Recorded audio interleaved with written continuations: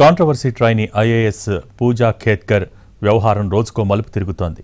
ఆమె ట్రైనింగ్ నిలిపివేశారు. వెంటనే ముస్సోరీకి వచ్చి నేషనల్ అకాడమీలో రిపోర్ట్ చేయాలని ఆదేశాలు జారీ చేశారు. అదీగాక పూజా ఇంటికి అర్ధరాత్రి పోలీసులు వెళ్లడంపైన రకరకాల ఊహాగానాలు వినిపిస్తున్నాయి. వివాదాలకు కేంద్ర బిందువుగా మారిన ట్రైనీ ఐఏఎస్ అధికారి పూజా ఖేత్కర్ వ్యవహారంలో మరో కీలక పరిణామం చోటు చేసుకుంది.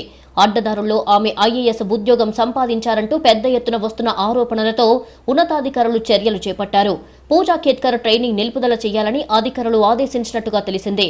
వెంటనే ఆమెను ముస్సోరీలోని Lal Bahadur Shastri national academy of అడ్మినిస్ట్రేషన్లో రిపోర్ట్ చేయాలని ఆమెకు నోటీసులు జారీ చేసినట్లు సమాచారం.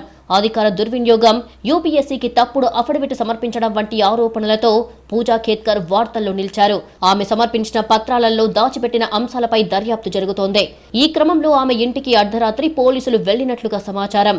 దాదాపు 2 గంటల పాటు వారు ఆమెతో మాట్లాడినట్టుగా తెలిసిందే. పోలీసులతో పూజా ఖేత్కర్ ఏం మాట్లాడారు అన్నది తెలియరాలేదు.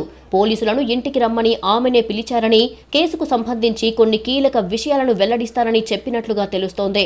ఈ క్రమంలోనే దీనిపై ఆమె తొలిసారిగా స్పందించారు. నేరం రుజువయ్యే వరకు అందరూ నిర్దోషులేనని, మీడియా ట్రయల్లో తనను దోషిగా చూపించడం తప్పని వ్యాఖ్యానించారు.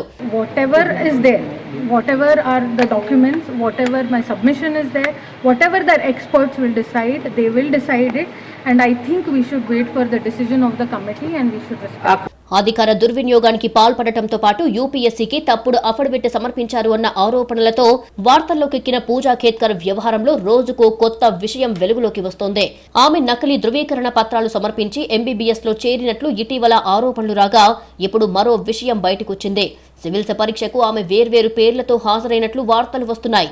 2019లో ఖేత్కర్ పూజా దిలీప్ రావు అనే పేరుతో ప్రిలిమ్స్ రాయిగా 2022లో పూజా మనోరమ దిలీప్ ఖేత్కర్ పేరుతో హాజరయ్యారట.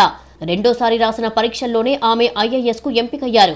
అటు సెంట్రల్ అపీలేట్ ట్రిబ్యునల్ కు చేసుకున్న దరఖాస్తులోనూ తన వయసును వేరుగా పేర్కొందని ఆరోపణలు వస్తున్నాయి. పూజా ఖేత్కర్ వివాదంపై దర్యాప్తునకు కేంద్రం నిపుణుల కమిటీని ఏర్పాటు చేసింది.